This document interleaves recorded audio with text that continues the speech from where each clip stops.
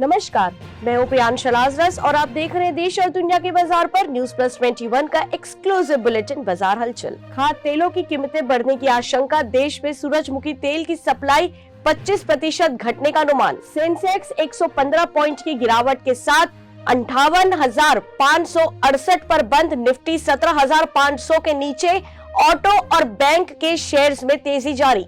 TAAI ने 66वें सम्मेलन के लिए लॉन्च किया लोगो, थीम और ब्रोशर।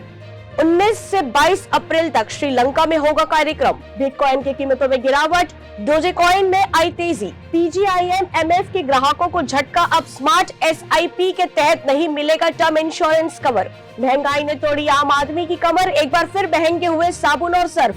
भारत से कारोबार समेटने वाले विदेशी बैंकों की लिस्ट में शामिल हुआ सिटी बैंक। एक्सिस बैंक को बेचा रिटेल बिजनेस। कैबिनेट ने 3% महंगाई भत्ता बढ़ाया, 1 जनवरी से लागू होगा। 50 लाख कर्मचारी और 65 लाख पेंशन धारियों को फायदा। सोना वायदा कीमत 195 रुपए की तेजी के साथ 51,148 रुपए प्रति 10 ग्राम हुआ। माइक्रोसॉफ्ट ने भारत में स्टार्टअप संस्थापकों को समर्थन के लिए नया मंच पेश किया। ऐसे ही तमाम जानकारियों से लगातार अपडेट रहने के लिए हमारे चैनल को लाइक और सब्सक्राइब करना ना भूलें। नोटिफिकेशन के लिए बेल आइकन जरूर दबाएं।